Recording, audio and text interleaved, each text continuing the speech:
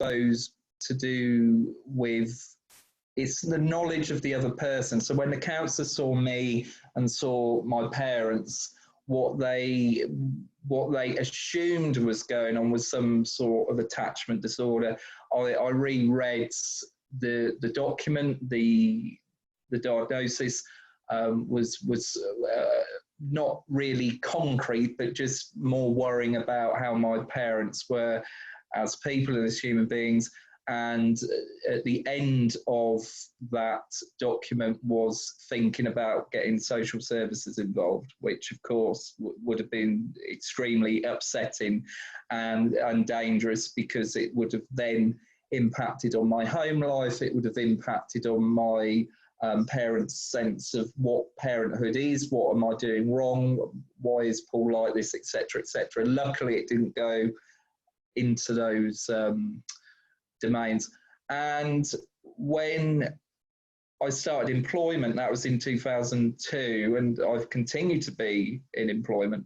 There were obviously problems in the early days when I was young, not being able to understand my own difficulties in an objective sense. So there was these difficulties with interpersonal, professional relationships, which I wasn't fully understanding at that point in time. So when I went into adult mental health services in 2007, I'd been diagnosed with personality disorders, which was borderline, and what was the other one? Borderline and schizotypal. I was psychotic, and psychosis is a breakdown of reality. And I was having auditory hallucinations. So at that point, I was extremely unwell. And it wasn't until 2010 when finally I got a diagnosis of autism, obsessive compulsive disorder, which conclusively OCD runs in the family. And also the way my OCD manifests itself was through hand washing, and it started at school, and the reasoning, the irrational reason behind the OCD was, if I wash my hands a certain amount of time, then my day's going to be okay, it's going to be fine. So it started off with, washing my hands 5 times, 10 times, and then it went up to 12, even 20 times.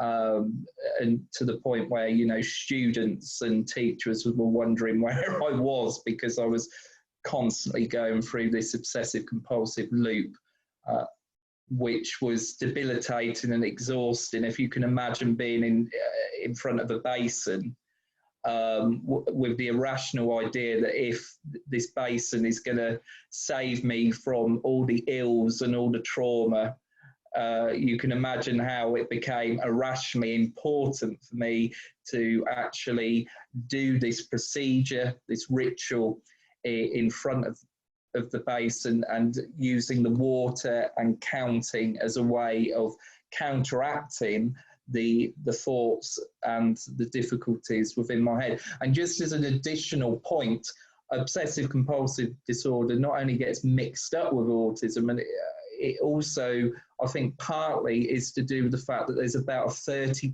crossover with OCD and ASD. There is a 70% crossover with autism and mental health conditions. That's huge, isn't it? If you think about the large percentage of people who not only are diagnosed, and then on top of that, having a large percentage of adults, children, teenagers with additional problems, which then in turn impact on functioning, which in turn impact on the presentation. Because if those things weren't there, then of course it would affect the presentation of the autism. So there's a picture of me. I'm just giving you that as just a pictorial reference of what I was talking about. Luckily I was a sleepy baby, which was good for my mother, really. Partly I was a sleepy baby because I was brain injured, partly I was a sleepy baby because I was underdeveloped. You can see jaundice, which is part of you know, the fact that I was underdeveloped, and also the fisted hands is a sign of the nervous system being impaired in some way. So the fruit salad analogy was created by a lady called Donna Williams, who's sadly not with us now. And she was diagnosed in the old days when autism was considered a form of psychosis. So when she was diagnosed in 1965, at the age of 2, the formal diagnosis was childhood psychosis. So a brief outline of why that was is because autism has changed dramatically over the last century on how we view it. So in the 1940s and the 1950s, they thought autism was a form of attachment disorder. So it was an environmental thing. It was an organic thing. It wasn't a thing based in genetics or the fact that the child may have had brain injury or underconnectivity or overconnectivity. It was purely seen as an environmental phenomena, which was to do with the lack of parenting skills of the environment that child was in. So that is the first frame of reference. So 1940s and 1950s, they thought attachment disorder. When Polly was diagnosed, Donna, they thought autism was a form of madness, effectively. It was a form of psychosis, in which the child was so detached from reality, they thought the reason the detachment was happening was a breakdown of reality, not it taking into account language perception, not taking into account sensory perception, sensory integration. So again, it's this outside-in approach. They're looking at what they're seeing and then they're making judgments around that. In the 1970s and 1980s, they thought autism was exclusively a form of mental retardation, which is now a dated term. I know it's still used in America. Retard, or to be retarded, is French for slow. So the whole reasoning behind that is that people who are cognitively slow, for whatever reason, there was this blanket approach to it that, oh, they must be retarded, they must lack intelligence. And as you read more and more stories, blogs, and books by people with autism who are functionally nonverbal, who, for whatever reason, neurologically can't speak, but yet can come out with poetry, books, and type through various forms of communication. They're challenging the idea of what intelligence looks like, because to be honest, let's really be honest here, intelligence doesn't have a look. And if intelligence doesn't have a look, then at the very least, it gives credence for the person to actually... Someone's phoning. I do apologise. Is that my...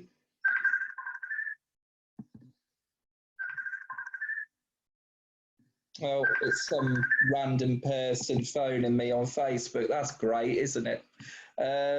Anyway, let's get back to life. I do apologise for that. So, where was I? So that was in the 1970s to the 1980s, and then in the 1990s, the diagnostic manual then introduced Asperger's syndrome in, I would say, about 1994. And then you got the Guide to Asperger's Syndrome in 1998 by Tony Attwood. And in the 2000s, then it became about sensory issues, so sensory perception, sensory integration. Now in the 2010s, the framework of autism has changed yet again. So we're talking about tissue connectivity disorders, Ehlers-Danlos syndrome, genetic metabolic disorders, autoimmune disorders. So can you see the picture I'm painting, that through every decade, the framework of autism has changed? And in the next 10 years, it will change again. And in the next 10 years, it will change again. So in another century, the framework of autism can be completely different to what I'm talking about and what others are talking about now. And that is why Polly decided to think, well, here are all these outside-in approaches. Let's start thinking about the mechanics of autism. Let's start thinking about why that person does that thing from the inside. So then we go on to autism as a fruit salad. And that was coined by Donna Williams in 1995. Today, we're talking about mental health.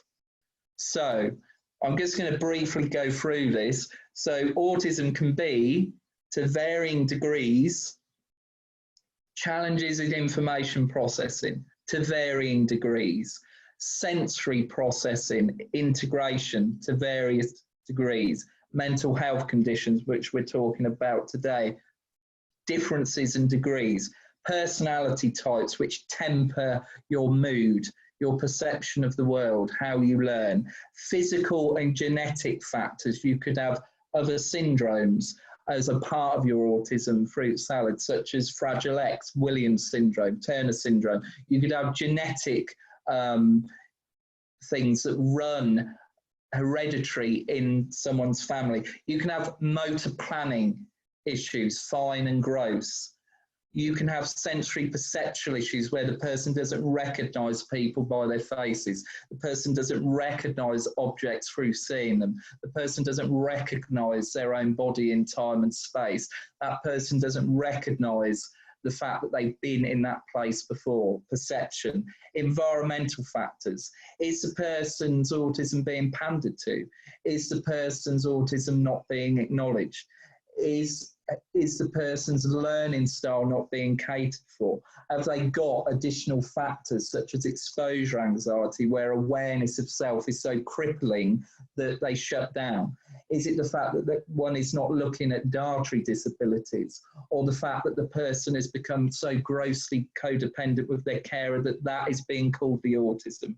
Codependency. It's where the person learns to be more disabled than they actually are. It's called learned helplessness. And it can be posed as a problem if someone can't unpick the different pieces of the fruit salad.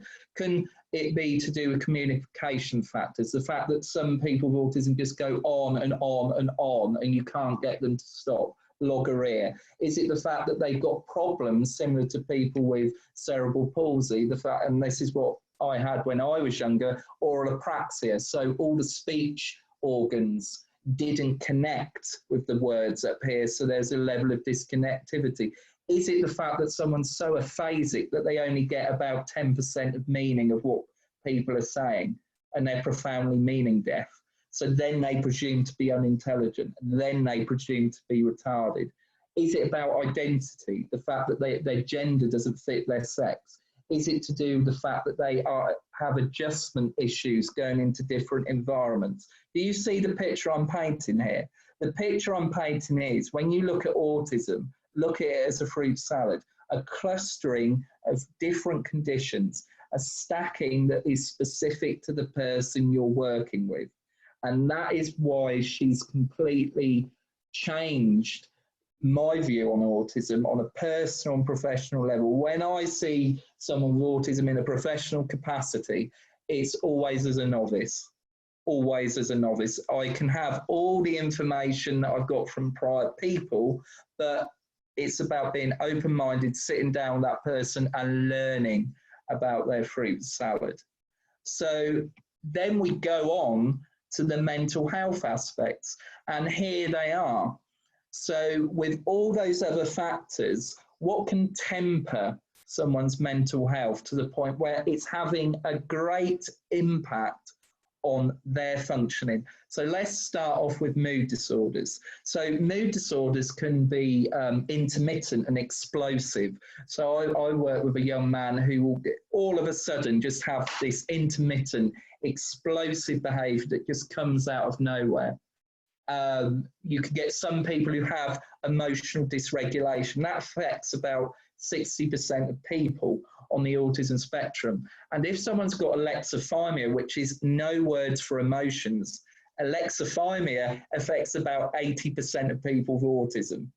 So if someone has got emotional states and can't put words to them, it makes perfect sense why they will become emotionally dysregulated. Because what are these feelings that I'm feeling? I haven't got any words for them. The most prophetic thing a young man said to me who I work for with autism is he said there are not enough words for how I feel. And I thought that's very, very good introspective acknowledgement that I've got all these feelings, but I don't know what to do with them. I don't know where to put them. I don't know how to express them. I don't know how to extract them. So in an essence, what you have to do as an observer is understand, firstly, where this is coming from, and then do trial and error. Like I said, everyone's a novice here.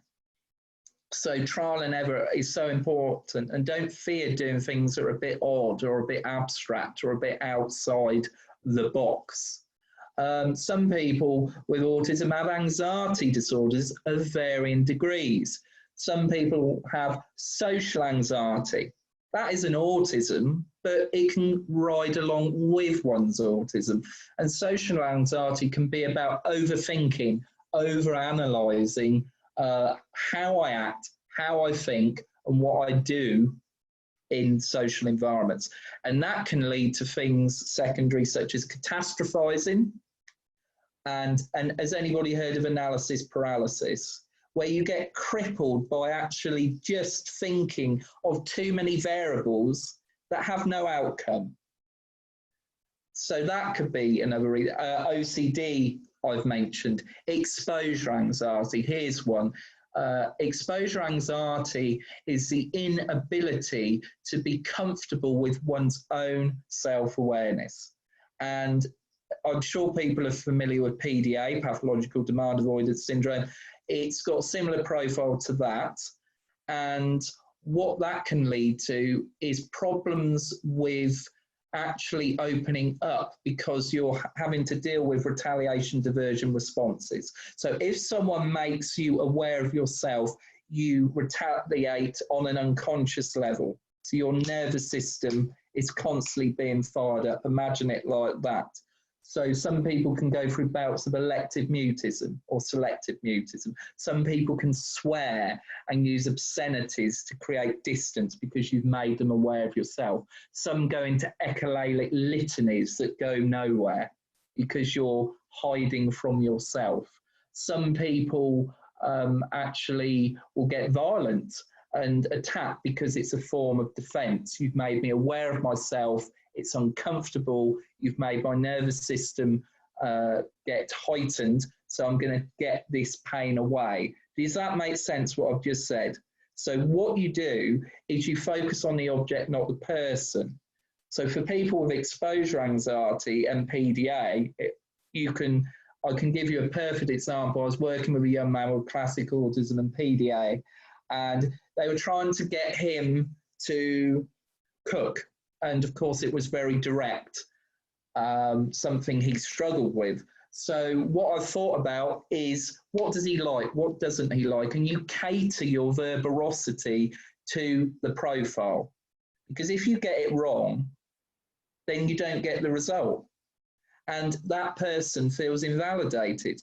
So it's about empowering the person. So what I'd done is reversed what was being said to him. So I said, the pan is ready to be tended to. Do you listen to what I'm saying? The pan is ready to be tended to, rather than say, you need to cook.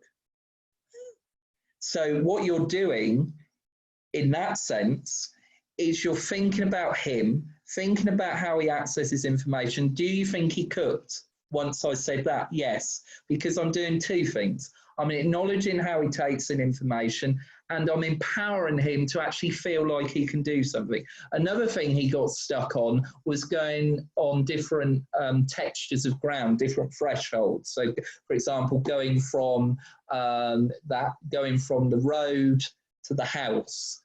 going from the kitchen to the sitting room, etc.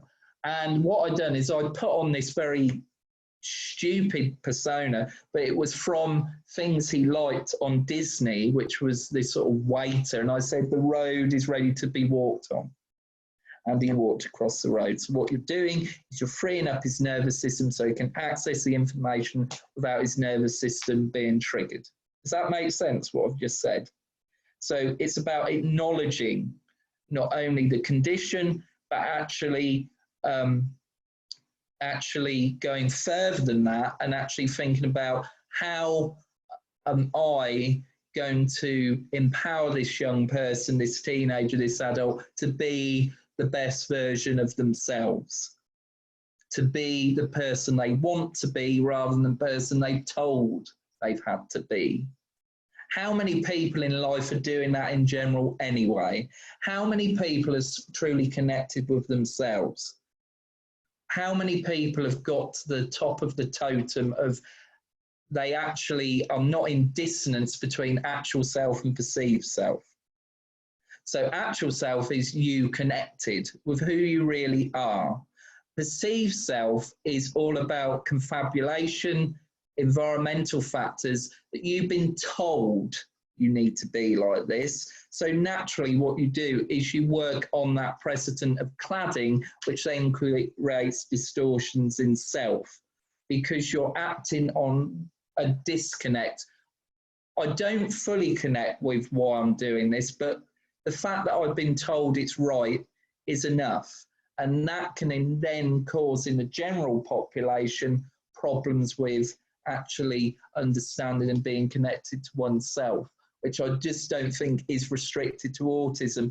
I think it's a human problem, particularly a westernized problem, because it's lots of artificial cladding and currency and what is right and how you should be, keeping up with the Joneses, the fact that the external is more important than the internal, the fact that someone's got a better car than you, better life than you based on the worldly goods that bestow them. And I think that is a great cultural problem for today's youth, is that keeping up with the Joneses and how many likes you've got on Instagram seems to be far more important than self-development. And it is a big problem. It's a problem we should all be acknowledging, in my view, which is tainting our youth. So the next one is psychosis. Now, I went through psychosis, and that is a breakdown of reality. So the noticing, how would one notice this in autism? It'd be quite difficult because you'd have to unpick other information processing factors. You know, being mad isn't comfortable, and I'm saying that in an ironic sense, but I'm also saying it from a place of being there. When I had auditory hallucinations, the way they manifested, I'd be walking down the street and this evil voice that was external, internal, so I felt it was coming outside in, so it would say inappropriate or quite violent things, and then that would impact on my functioning. I didn't want to go out. I wanted to stay in my room because the voices were so powerful when I went out that they would impinge on my ability to just walk down a street. They would have a functioning impact on my ability to go about my daily life. They would have a functional impact on my ability to converse, to have a reasonable conversation, because these voices were constantly intruding on my consciousness.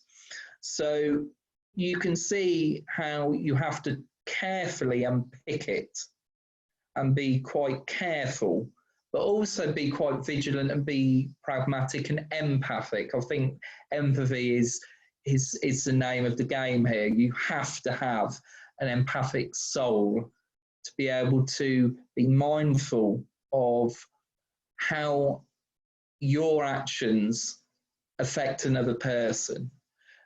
So the next things can be impulse control. So impulse control can become in many different forms. You can get people that self-harm, that have a regulation disorder with harming their body. They can skin pick. They can have a condition called Durmitor Mania, which I've got, where when I get anxious, I pick my head and I create a scab, and then I pull the scab out. But in the moment of doing that physical act, I am not aware. It's only when someone jolts my consciousness that I become aware of the impulse control problem, right? So impulse control problems can be to do with skin picking, nail biting. They can be to do with hair plucking, hair pulling. They could be to do with self-harming, but not being aware that one is doing it at the time. Hence the problem with impulse control. So you're having an impulsion, but your ability to control it is diminished.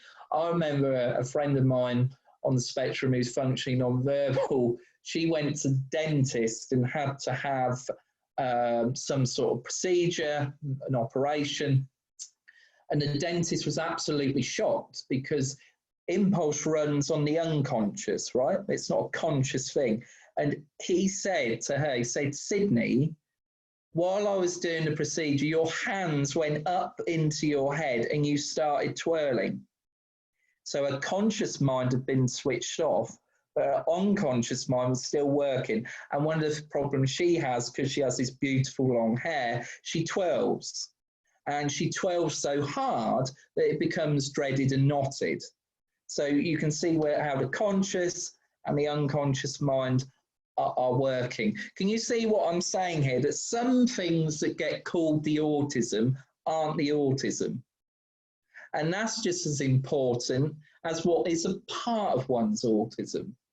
The next aspect is attachment disorder. Now, autism isn't an attachment disorder, but you can have an attachment disorder with autism. How do you begin to unpick that, where you've got a developmental issue and an environmental issue? The fact that the person struggles with attachment with other people for whatever reason, where they may be very needy and very codependent and go very almost not violently, but go to a particular person that is going to unconsciously supply them with a parental figure that they never had, a maternal figure that they never had. See, some of these things aren't running on the conscious, they're running on the unconscious. Do you understand what I mean? So they may not be self-aware that these things are going on. And they may have had years and years with all these different conditions. Oh, that's just the autism. Oh, that must be because they're autistic. But what if it isn't? What if it is actually to do something secondary to their autism, which Polly calls the fleas? And it's a good analogy. They're there, but you don't want them to be. They're there, but they could be taken away if people understood the functionality of them. So the last one is dissociative disorders.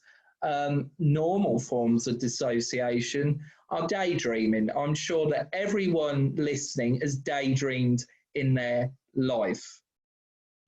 And daydreaming is a normal form of dissociating for, a minute or two, and then you come back to reality.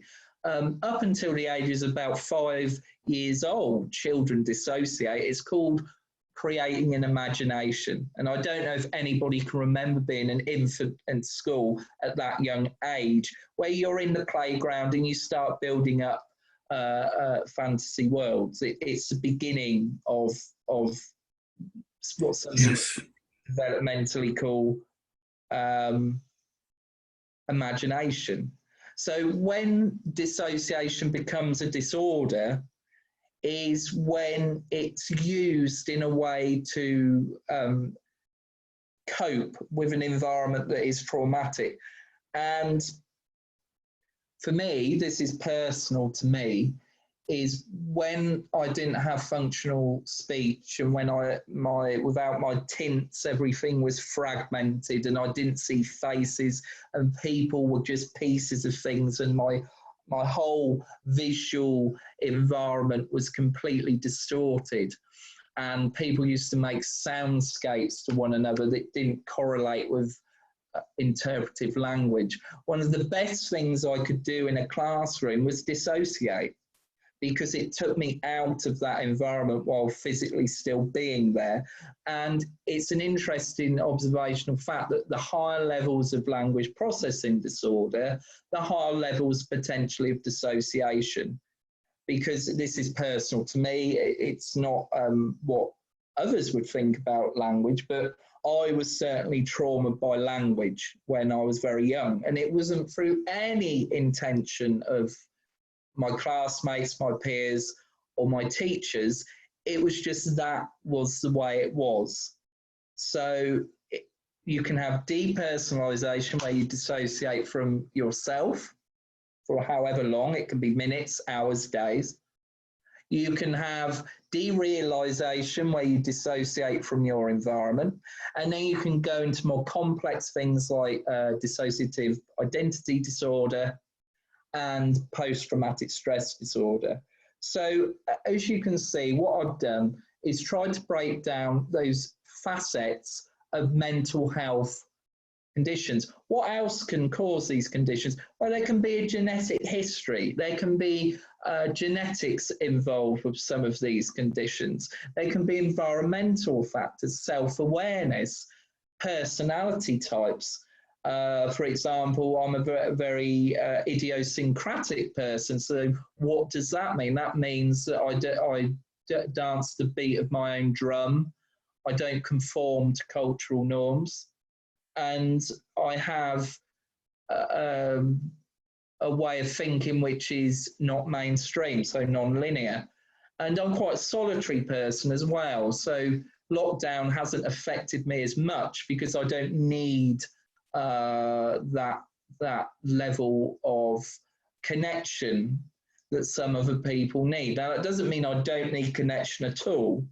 It's just how personality types temper your mental health, temper your reality. And if anybody's interested in looking at their personality types, go to P-types. If you Google P-types, then, oh, are there questions? There are. Sorry, I've just realised there's a chat thing here. Someone deal with effect is when people keep talking incessantly without any acknowledgement of the listener's interest or not, any tips for better communication with the person who can ask you to someone to shut up politely. Yes, I can answer this as well as I can. The problem is with that is it's a developmental thing. And this question is from Jacqueline. And what happens is in early stages of development, you get a sense of social self and other and self that works in real time. So self and other and self. And you see these infants at 5, 7, 8 years old, when they have a conversation, it goes in a circle. So it's self and other going in a circle. So imagine that. With autism, to different degrees, that the person can either do all self, no other, so me, my thoughts, not yours, or all other, no self. I can perceive your thoughts, but not mine, and can't do both. And that you're looking at from the other angle, all self, no other. So it comes across as egocentric, and that the person's not listening. They're not meaning not to listen. They cannot listen. They cannot do self and other in real time. That's the first point. The second point is they could be more Asperger in their profile. And that means that they have a condition called social emotional agnosia. Agnosia is perceptual loss. So all they see is facts. If you don't see body language, facial expression, tone of voice, what have you got left? Words and facts. Yeah? So it might be very difficult to ask them to politely be quiet because they're not seeing those subtle nuances of, oh, can we stop? Can we have a break? I'm getting tired. And then on the other side of that, you get people who live more in the system of sensing, where they pick up on dissonance and energy, which is beyond what the body language shows them. So when you're a baby, you live in the system of sensing, you live through people, and they live through you. So I still live in the system of sensing. I can pick up dissonance. So if their word speak doesn't match their emotional speak, I get dissonance.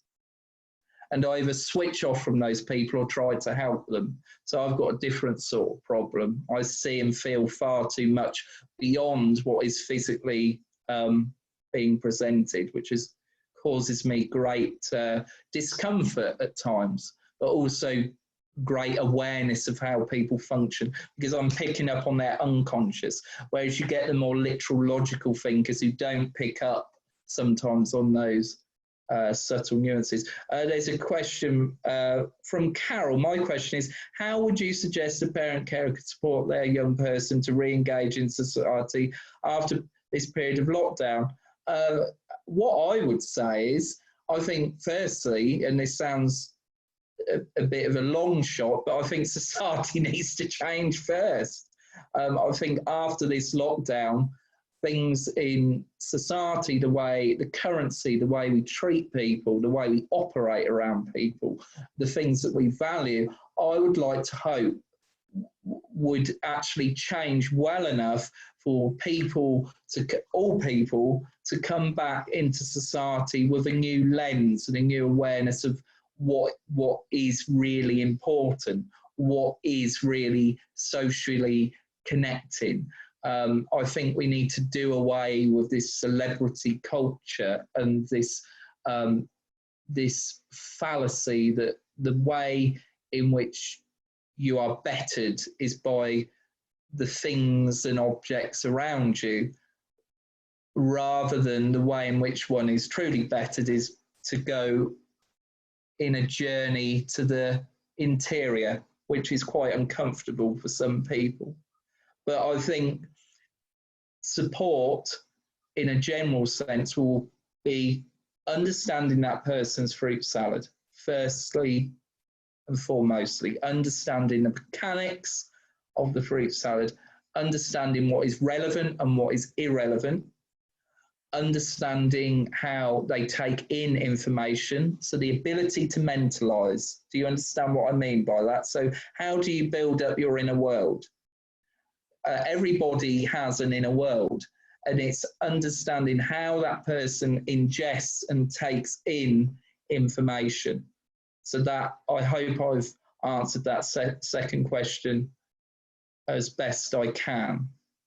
And another thing Vanessa said is about taking a break. I mean, I don't mind taking a break, or if anybody has got any questions at this point, I don't mind someone being unmuted and asking a question if they want to. Would that be okay? Or would you like me to carry on? Does anybody want to have a break? Is everybody okay? I'm okay. Is everybody okay? Everybody got a cup of tea? A bit of go to the toilet? Yeah, anything. All right, as long as everybody's okay, because I know I didn't want to interrupt Paul, but I just sent a little. This is good. This is good. Yeah, you're good. Okay. What I'll do then, I keep on going, but I know there is another question that somebody sent to me, Paul, and I think she's just come on, but I'll send it. And I think her question was in regards to, I don't even know how to do this now, I've forgotten. I think I'll try and send it through, but what I'll do, I'll come back out again. I like to not see my face on screen. So all back to you, Paul. Okay. So let's move this. Can I move it? Ah, yes. Have I gone back? So when I look at autism, oh, hey, where am I going? Sorry about that. So if we look at the fruit salad analogy in more of a broader sense, you get an idea of the mechanics. So this is something I said in answer to the earlier question. So I know Asperger's syndrome has been debunked in America, and it's a social communication disorder, and rumours are it's going to be debunked here. But if you actually break it down and simplify it into different areas of the brain which are connected and are not. So we start off with Asperger's syndrome, doing and struggling to be. So with that, conscious doing, overthinking, and able to switch one's brain off. So these people, as I've with this profile, tend to have social emotional agnosia, so they don't see body language, facial expression, or hear tone of voice. They're literal as opposed to meaning deaf, which makes sense. If all you hear and see is facts, it would make sense that you're literal. They tend to have sensory hypersensitivities as opposed to more sensory perceptual issues. Dyspraxia is common. Alexithymia is common. Avoidant personality disorders, so consciously avoiding situations. Obsessive compulsive personality, which is different from OCD because people mix those two up. To be a conscientious person to an extreme would be someone who is very pragmatic and perfectionistic, practical in the way they understand and deal with the world. And mood, anxiety, and compulsive disorders are onset, late onset, so that could be more in the teenage years, and have less impaired visual verbal processing. So if someone has a problem with doing and being interchangeably, so if someone can't switch their brain off, and if they're overanalyzing, you can see how that can then go into mental health problems, constantly having to intellectualize social information. So my father was diagnosed with Asperger's syndrome before I had a diagnosis of autism. And one of the things he said to me, just to give that some personal ballast, is when I go into a situation, social situation, I use all my reference points from prior ones. So nothing is intuitive. So it's almost like a colour by number system he uses. So if red is a smile and green is a hand on one's hip, then I do this. So it gives you an idea that the issues there are struggling with doing as opposed to being. So why don't we just simplify and just call it right brain autism? I know it probably never happened. But it's looking at the functions and mechanics of the brain, which people seem to forget with autism. We talk about autism a lot, don't we? But we never actually talk about the very thing that it comes from, which I find quite bizarre. And when you look at a more Auti profile, tend to have higher levels of visual perceptual problems. So the reason I've got these tints on is, even when I'm speaking on camera, is a condition called, the first one is Semantic Agnosia. So you imagine all your information, your visual information, only being able to focus on one piece of it at a time and not focusing on the whole. That's one of the reasons why my mum thought I was blind. It was nothing to do with my sensory organs. It was to do with how my brain was perceiving visual information. And another thing I had was semantic agnosia, which is meaning blind. So you have meaning blindness and meaning deafness. So to be meaning blind was to look at an object and not know what it is. So the only way in which I could understand what an object was by touching it, feeling it, sniffing it, tapping it, rubbing it. It gave it life, but when I looked at it, it was dead. So I had to make tactile kinesthetic associations with the physical realm to give it meaning. So externalizing to internalize. You have high levels of visual verbal problems, exposure anxiety, dissociation is more common, and mood anxiety and compulsive disorders start earlier, and more impaired visual verbal processing. So you can see these are the basic bones of those different fruit salads, which have, as you can see, their own components, their own ingredients. And then to just throw a spanner in the works, and I always found this quite funny, Donna saying to me, say, don't forget the Aspernauts, which are people who are dipping into both the Aspernauty realm. You'd never get a diagnosis of this, of course, but she was so open-minded to realise that actually, when you actually look at autism, it's just a mixture of different components. And understanding what they are is not only important for the person in question, but also the people around them, and also to empower someone to understand their fruit salad to whatever degree is good, because then you can start working on yourself. Not in a bad way, not to un-auty yourself, but to work with and to understand what is where and how that connects with that. Bear in mind, this is 10 years of work I'm presenting to you here, but you have to start somewhere, and that is, I think that's a very egalitarian thing, is that if in theory and practice everyone is equal, so in theory and practice in the world out there, we have equality in our humanness, in our identity, in our beingness, in our learning styles, in our ways of communicating.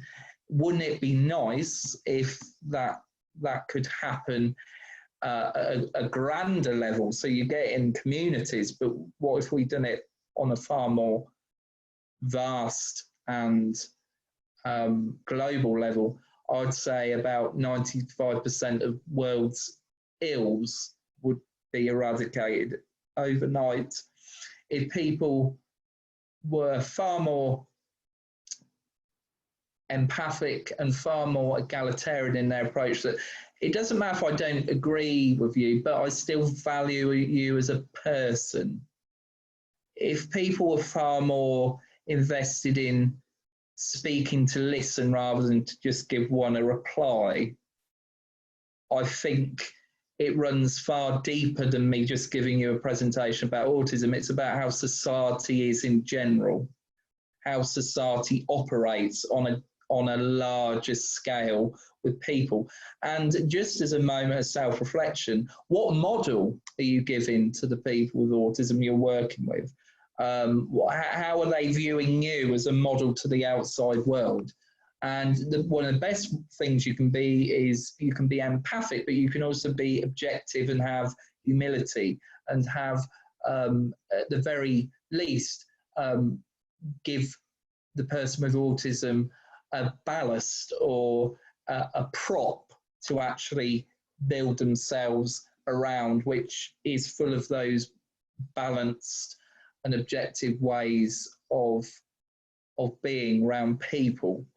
So what helped me, open-minded parents. My parents didn't really understand why does Paul not listen? Why does Paul appear not to hear what I'm saying? Why does Paul go in the garden barefooted and smell and touch everything? So there's a message of hope really here. They didn't have all the technical knowledge that I have. They didn't have nor did they need it. But what they did is they had the open-mindedness to know, well, I don't fully understand what Paul's doing, but I'm open-minded enough that it has a function and there is some reasoning. So the ability to understand the world the way in which was meaningful was to go along and work parallel with my profile, to work parallel with my ability to take in information, to work parallel with my learning styles. Because if you work parallel with anyone, you're going to get the best out of them. If you think about that in a broader sense, if you go against alien levels of learning, then it's not going to connect. You would never give a blind person a seeing person's book to read, would you? You'd never do it, because it's not the fact that the person couldn't understand the words, it's the fact the person can't understand the words because the way they've been supplied. It's a food for thought, isn't it? So it's not the fact that the person who's blind is unable to perceive words. You've just given them a framework which is for people with seeing eyes. So therefore it wouldn't work. So that is what I mean by working with the person's profile. Allow me not to switch off all the time and dissociate, because one of the things I do greatly is be far too much. I was speaking to a lady today on Facebook about meditation. I meditate all the time. I can so easily switch off. It's ridiculous. All I have to do is sit down and just sit there, and then I go. I have to be doing something physically to be aware of how I think and how I feel. Typing, I have this great dissonance with typing. I'm never self-aware of how I think and how I feel until I type it. And then I type it and read it back. And then I think, oh, that's how I'm thinking. And that's called pre-attentive learning. Things that are going in on the unconscious, but don't look like they're going in at all. Even my mum said, I used to look at you and I used to think, why aren't things going in? And it's, of course, because I didn't have the framework of how to use body language or to give communication of listening or not listening, because everything was so fragmented, it was going in pre-attentively. So there's food for letting me be open to new experiences, not coddling me. You know, I was always going out and about, experiencing the world, going to cities and towns, going to restaurants, going to the woods, going to places, because even though obviously the way in which I integrate those things was rather distorted, it was in a gestalt where I got pieces of it, not wholes, that still didn't, you know, that didn't stop them from letting me go out in the world and experience it. And I think that you have to get the balance right between protection and actually allowing someone to grow. And if you get it wrong, if you overprotect, then you're denying them the ability to grow. Just as much as if you don't protect enough, you're actually giving them a poor view of what the world is through negative experiences. Never presuming competence. I remember working with a young man with Fragile X syndrome and autism. And the way in which he understood the world is I'm sure, is anybody, you can put your thumbs up or acknowledge this, is anybody familiar with Charlie Brown and Peanuts? Yeah? You remember Charlie Brown? Now, yes. Yes, somebody said, brilliant, I heard that, right, so I can tell this story. So Charlie Brown, the way in which he integrated his social world was looking at, it was really clever through looking at Charlie Brown as a way of trying to understand the social world, which I thought was actually quite clever. I was sick and tired of reading about Fragile X in a very sort of detached way. You know, they've got IQs of below 30 and all this. I was getting really, it was painful to read. It was not viewing them as people whatsoever. And I remember one day sitting by him and I was typing, doing some work, and I just turned to him and I said, do you know what, John? I said, you're really intelligent, aren't you? And he literally just, because he was like this sometimes because of sensory issues and language processing. And he was prone to getting ear infections as well. And he just literally turned to me, said, yes, I know. And this is a man who's profoundly echolalic a lot of the times. And he said it with such a grin. And sort of the next time we would meet each other, we'd have this sort of like, yeah, I know, we both know that I'm intelligent. Do you understand what I mean there? And if he thought someone thought he wasn't intelligent, he would pretend. And it was so funny. I remember going downstairs and he had this massive smile on his face because this chap had made him a lasagna that he was fully capable of making. But because the chap thought he couldn't, he let him do it. And I looked at John and he looked at me as if, say, oh, got another one here. You know, so never ever presume incompetence. It's one of the worst things you can do. And when it's done to anyone, regardless of disability or not, it's rather disconcerting, isn't it? That if I'm sure that speaking to my audience, has there ever been a time in your life where you have felt that people are just thinking you are stupid? It's a horrible sensation. And if someone can't verbalize it, even if they are verbal, and even if they're functioning non-verbal, imagine the frustration there, that people are just presuming that you want all these things and you don't. So I thought the way he got round that was quite funny. A really good sense of humour about the situation, which I thought was very clever, and he is clever. Whether people view him as such or not, I hope they do. So that's me many years ago, just being a child. I think there are importance that one who is diagnosed with autism isn't their condition entirely. You can acknowledge parts of their condition, you can acknowledge the parts that are causing the most stress, there's the parts that don't. But I think when all is said and done, a person is fundamentally a person. And when one is born, you have no labels bestowed on you. They're created after. And I think that's a very important philosophy which I give, that even you can acknowledge autism all your life, but one of the things I always hold dear, not only as a personal philosophy, but as one I give out, is you're still a person. You're still a human being. You're still valid. You're still a part of the human race. We have so many labels nowadays that at the very most you can understand the labels, but not necessarily define them by them. You know, you understand them, but there is something to be said about being viewed as a human being and on an equal level with anybody else, for anyone. But I suppose in the context of disability, there can be barriers, whatever they are, to people viewing you as such. And sometimes it's not intentional either. It's just sometimes picking up on other people's worries. You know, how do I operate around this person? Oh, am I doing the right thing?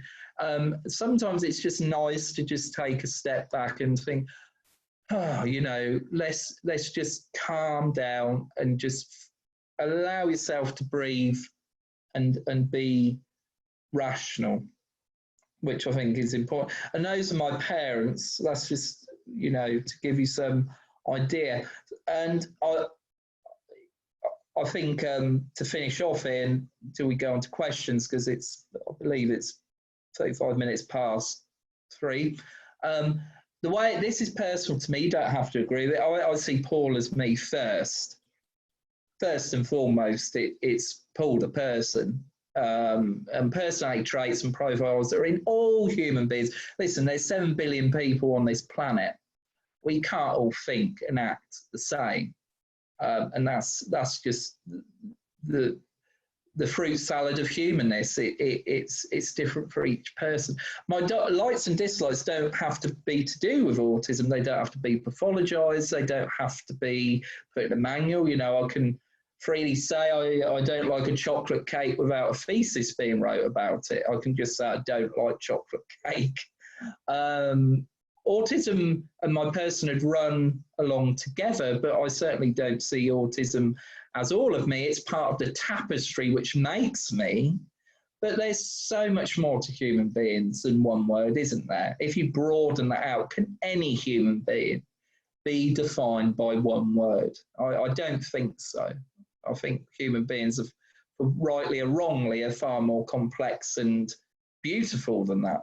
I remain balanced in my view of what autism is and what it means.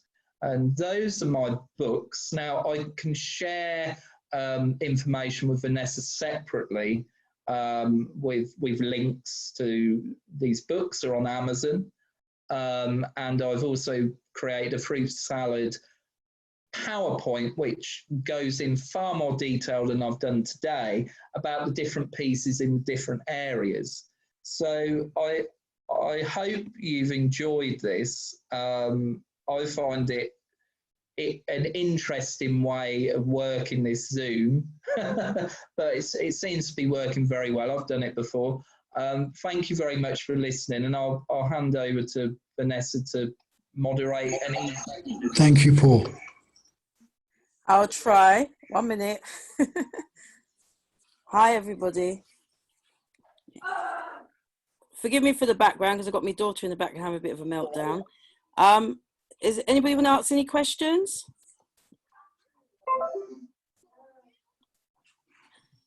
I know what it is. It's people trying to get their mutes on. I know that we had a mother from Sheffield. I know she was saying, my 36-year-old son has autism and bipolar disorder. He doesn't have a learning difficulty. He spent most of last year in hospital and he was in a psychiatric, can't even say the word, state for several weeks. He believes that the delusions, things and people he saw and the things that happened were real and he can't be persuaded otherwise. How can he be helped? Sorry, my computer's playing up. Can you see that, Paul?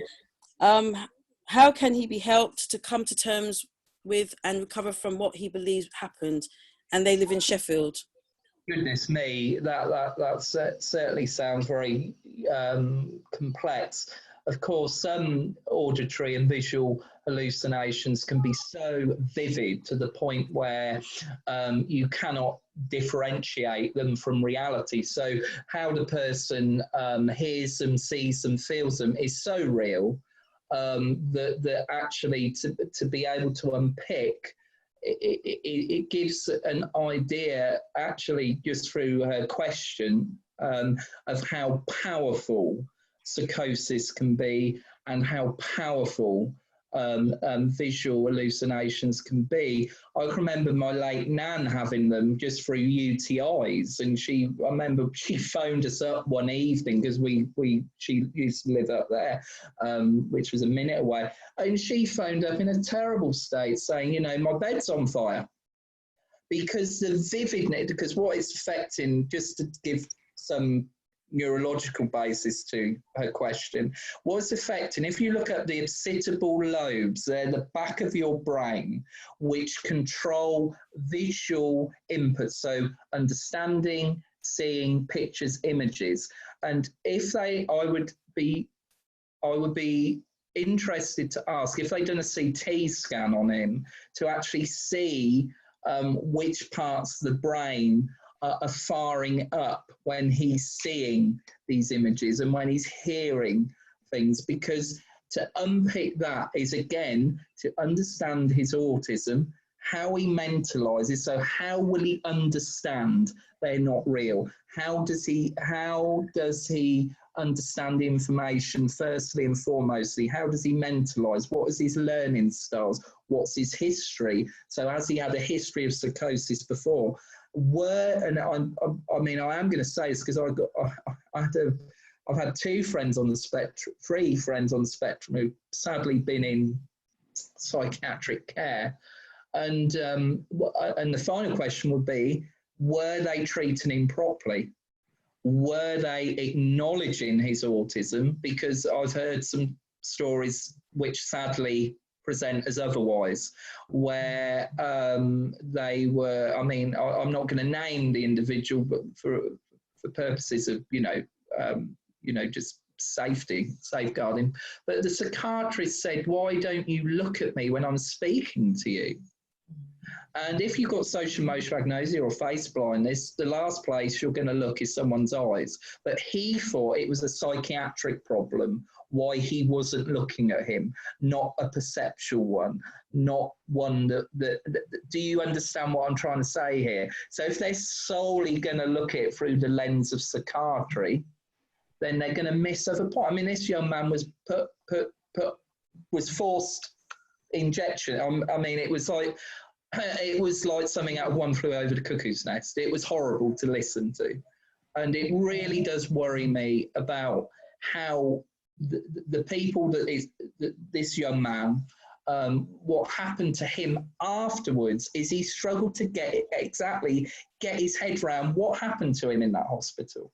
And if he's got a delay in processing information, it makes sense why it's going to take a very long time to just not, because how do you know to come to terms with something if you're not aware you need to come to terms with it? That's a paradox in itself. So I hope I've answered it in a way that kind of validates your situation. I think validation, as I know Vanessa you talk about a lot on, quite rightfully on your post, is about validation of experiences. It's so important to validate an experience, whether you agree with it or not. It's beyond that to me. It's just, this is my experience. You can't really deny that. So I hope I've answered that as well. Can I ask a question for Ola, your partner, Ola? Yeah. Who was there? Is he called Mark?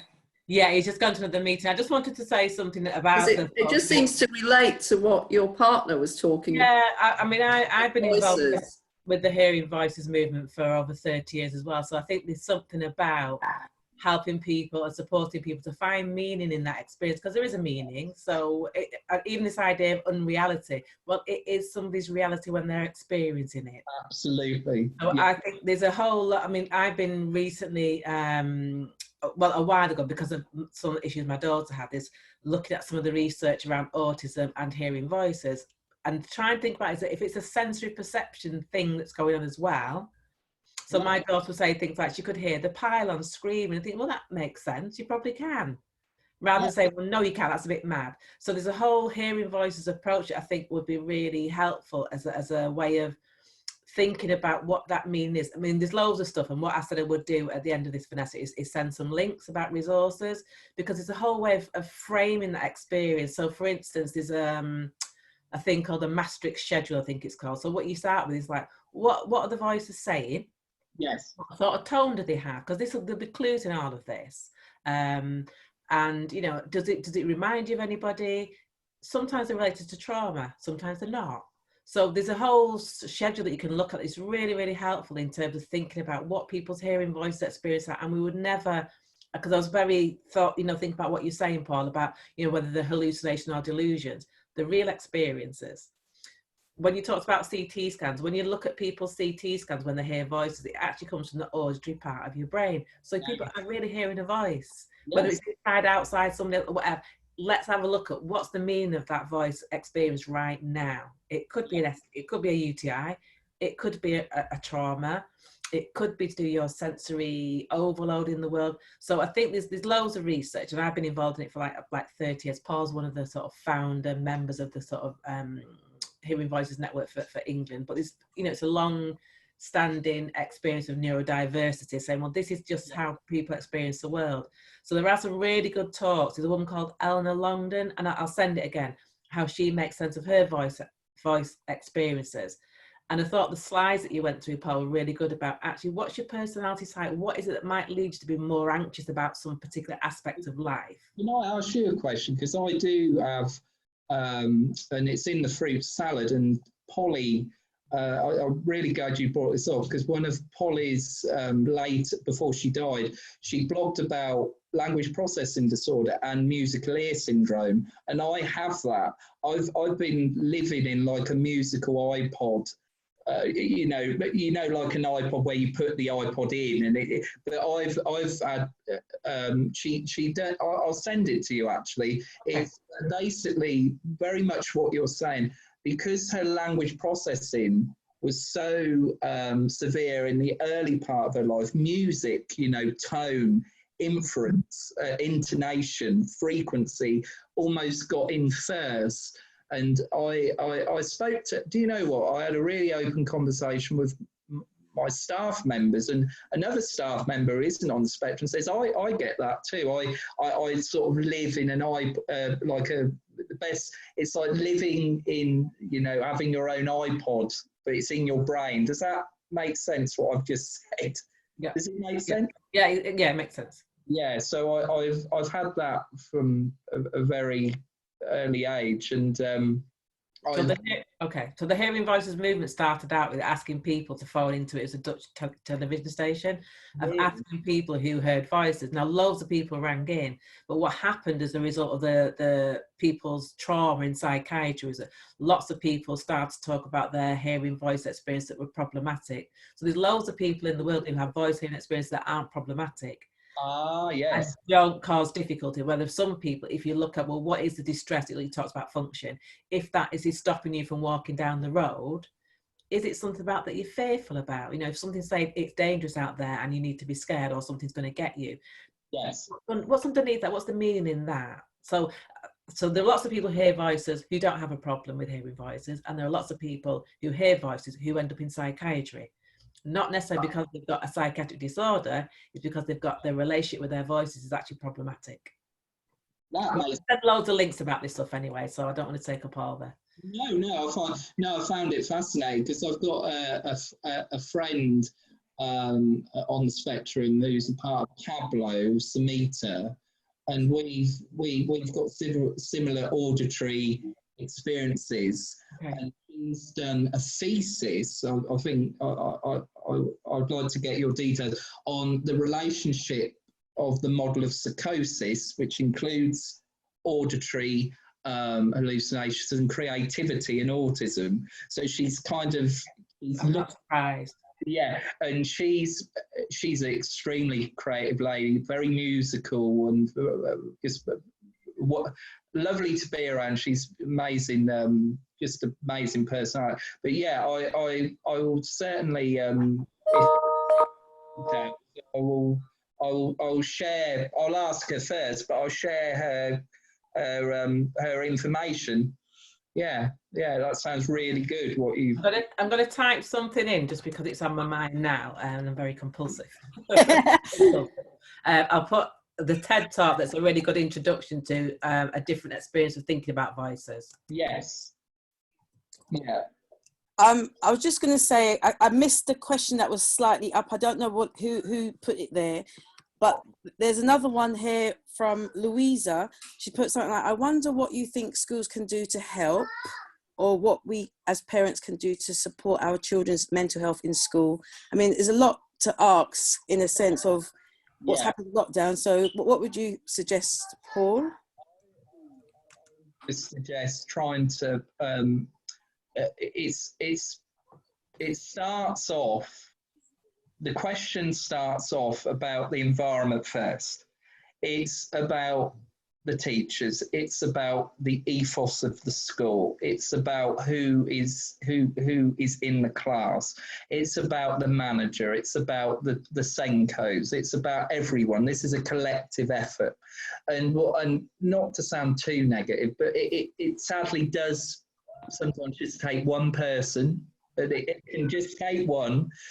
You can just chink at the arm, and then you can't. The ethos kind of becomes a bit more wobbly. And I think that some children, I touched upon this, but I'm going to unravel it a bit more. The children and I'm going to share a link about the system of sensing. The system of sensing is before cladding and hierarchy and the currency, the ego world. You know what? I mean, you talk about it a lot, how you get annoyed with ego and sort of the BS around the world, which is how we view humanness as sort of this narcissistic sort of leap into the external world. Well, some people with autism still live in a system of sensing, and the system of sensing is before interpretation, before it's warped by ego and cladding. So they may be able to pick up people that have dissonance, people that may not be what they seem to be. And it's something Polly talked about before she passed to Andrew, who's to do with Pablo, is that if she felt dissonance with people, she would disconnect from them. She would not open up. And I get that a lot. And I've done a blog about it, and there's two reasons why I get dissonance. Firstly, because they're narcissistic and psychopathic, and their words just simply don't match their inner world or reality. And the other thing could be they could be traumatized people, where I'm feeling their trauma. I'm feeling it on an unconscious level. This way, can you imagine going into a room and feeling someone's trauma? And that is another reason why I may disconnect. So when you're looking at a school environment, it's not being rude or judgmental, it's effectively, are they balanced and objective? Are they in there for the right reason? So before you even get to the support, is the network there?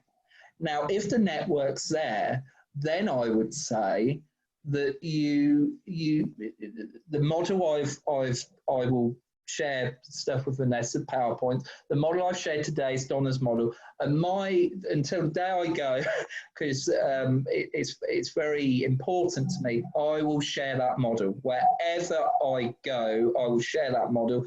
People get shocked by it, good and bad, because it's like, oh, I've never heard of autism being spoken about like that before. But think about what I've just done in this presentation. I've broken every single piece of it down, so you can be person-centered, person-specific, treating the person like a human being. And as a Senko, as a teacher, and I know you Vanessa, are very passionate about it. I like some of your posts, I really do. It's about just taking ownership. Just take ownership. And taking ownership is a personal development thing you can do with your staff. Don't fear failure. Failure, I often say failure is my friend. Failure is the biggest learning curve anybody can face. Perfection is not built on being perfect all the time. I'm being ironic with that. So it's having the ethos before you even get to that question. And then if you've got the right ethos, you can start moulding the information in a way for your team, for your staff, so you can actually get a broader palette of the young people you're working with to make them to allow them to be the best version of themselves. It's so important. I have a question. Yes, another question. Yeah. Basically, my name's Isa. I just need to know about the youth of today. What's the best thing for them to do, as far as what we've just been speaking about, the youth, basically? Okay. Yeah, the youth of today. I'll try and simplify my answer. I think it's about, and this is going to be quite, I hope it's not going to shock people, but I think the whole educational system needs to change. It seems to me that what's happening in the educational system is teenagers are being given far too much information about the future and not enough about the now. They're not being treated like teenagers, they're being treated like adults, and being a teenager is being a teenager. And it worries me at school in how these levels of expectation are being bestowed on children, that you don't think about your emotions. And when I was at school, it was always very emotionally detached. we were always detached from our emotions from the time we went in to the time we went out. So what to answer your question as contextual as possible, I would say what would help the youth of today is to explore what it's like to be closer to the person they want to be rather than the person that the institution, the establishment is telling them to be. And I think that is why you get mental illness partly. It's because you're in a system which is telling you to be and act and think a certain way. And I think the reason why we have disillusioned youth, the reason why we've got all these stereotypes and all this bigotry is because of the education that's supplied.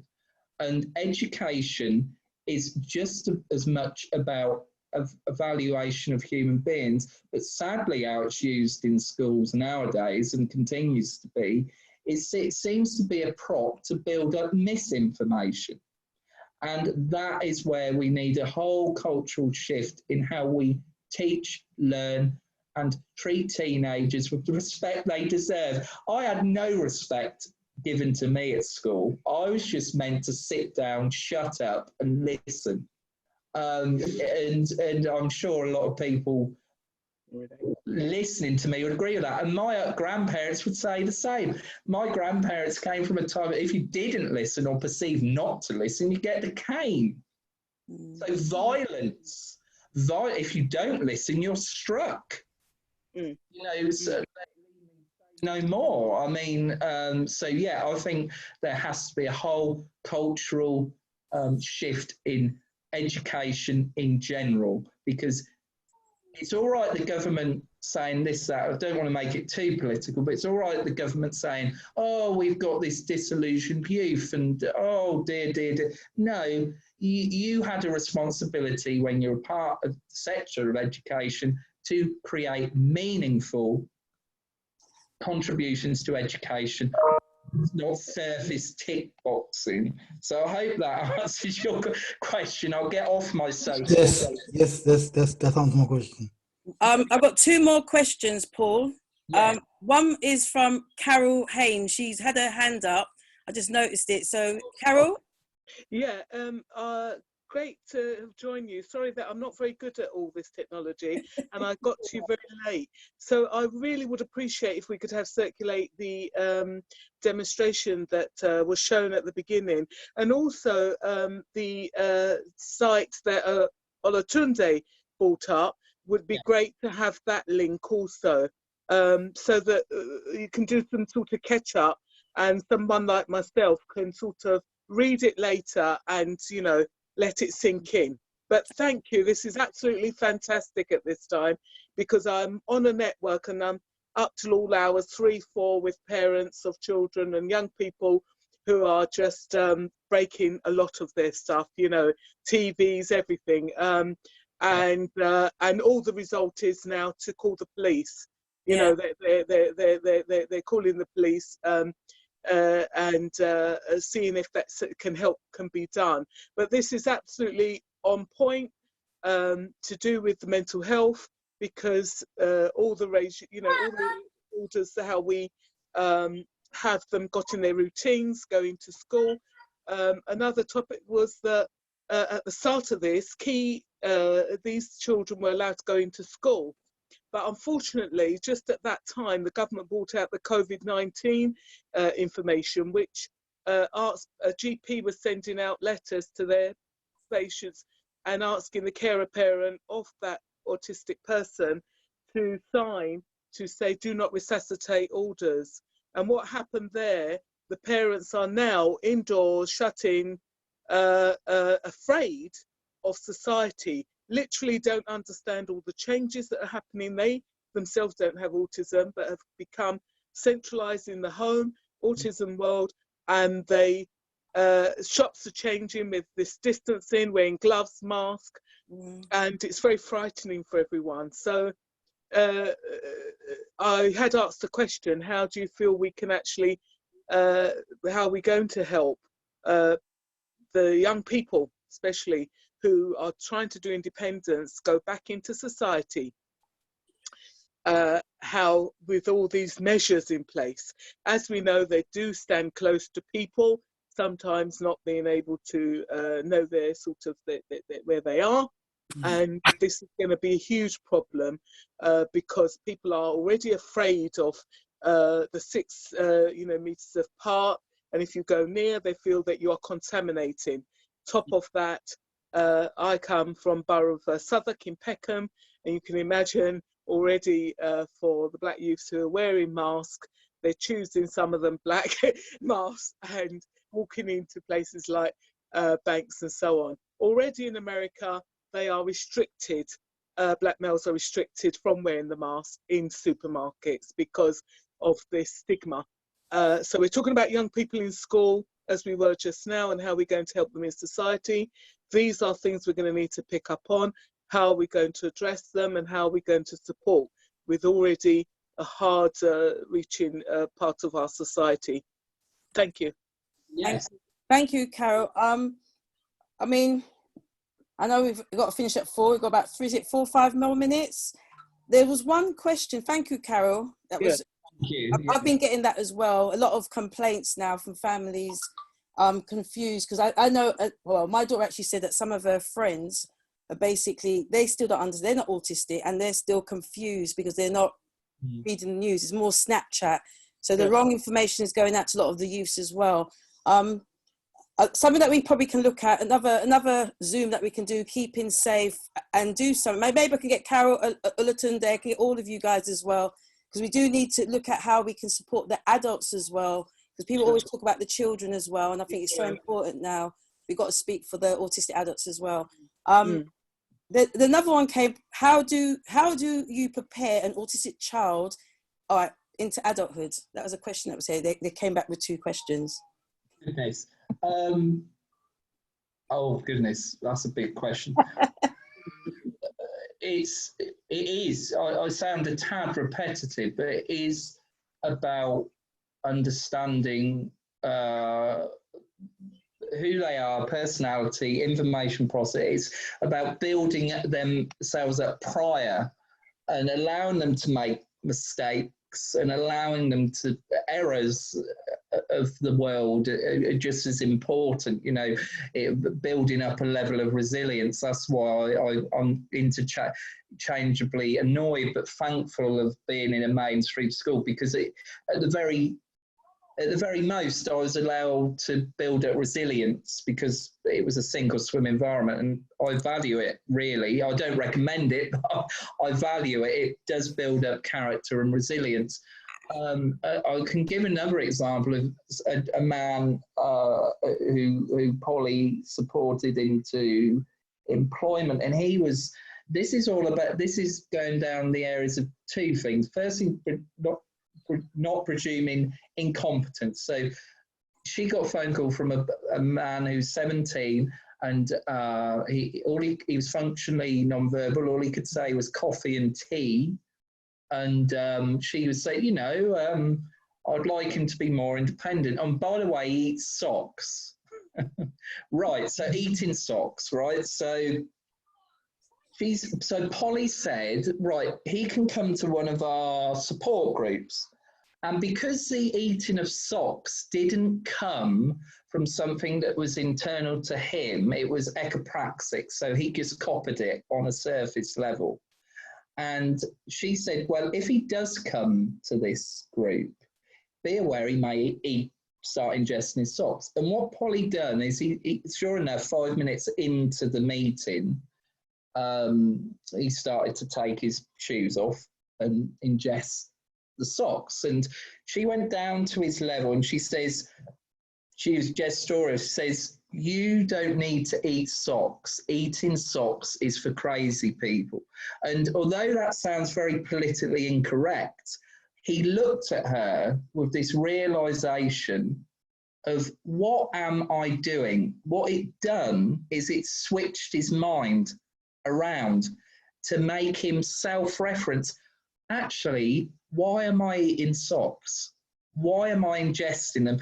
And apparently the mother said, that's great work, because from that moment on, he stopped eating socks, because it's where the eating of socks come from. So then she phoned Polly up again, says, I think he would like to be independent. So I said, what can I do? And she said, well, I've got a caravan in the back. Why don't you help him there? And what he would do, go in his little caravan, and he would cook, he would iron, he would clean. And then she phoned up again. She says, well, I've been thinking, I think he's ready to live, you know, semi-independent life and have a job. And she says, right, well, let's do it. Let's think of a job he can do. And to this day, I'm still friends with her on Facebook, the mother. He's got his own little job. He goes down to the second-hand bookstore every day, and he's got a little business where he sells second-hand books. And Polly said, remember, this boy, this young man, all he could say was coffee and tea, but she saw beyond. She saw his abilities. So do you understand what I'm saying here? It's one thing to say, oh, that person just does that, so therefore we just put them away or leave them to live a sedentary life. What about actually saying, well, even though this person does some of these things, let's challenge them. Let's see where we can go with this. So hopefully that answered your question for a very practical example. If you perceive incompetence, that's all you're going to see. It's the lens in which you see people, which in turn tempers your reaction to them. If you just see broken people, that is all you're going to get, because what you project is what is supplied. So that young man, he's living a fulfilled, connected life. And I met many a functional non-verbal person at a school I used to work in, where I thought, my goodness, no wonder you're bored here. you know, it's about stimulation, and it's about what does that person want. It's always going to be boiled down to what does that person want, and you know, building up frameworks. It's very person-centered, that question, because building someone up to be an adult is very specific, because what an adult is to me is very different to what an adult is to you, or to you, or to you. So being an adult for me is living a semi-independent life with things I do. I like to create, I like to do artwork, I like to do poetry, etc., etc. It's personal. Whereas for that young man, he wanted very specific things because of difficulties. I want to be independent, I want to cook, I want to clean, I want to live semi-independently and have a job. So yeah, success it really is in the eye of the beholder, isn't it? It really is. The more you break it down, find out what he or she wants to be, and work from there. And of course, the barriers will be about the lens of the person that comes to help. It was lucky she got Polly, because Polly had an open lens. If someone had come into that room and said, oh, he just says 2 words, so I'm out of here, you know, you just get on with it. You need someone who it sometimes just sees what the parent sees the abilities. To understand, you can do disability and disability, so you understand both. So you understand the disability and the disability, you work with both. So it's where, again, it goes back to what I was saying about working parallel with the person. Remember what I said about the book, you know, it goes back to that. It's not the fact that the person can't access the words totally, it's because of the framework of which you are giving them the words. And those are 2 different things, you know. So yeah, hopefully that answers that question. It's a very complicated one, but I try and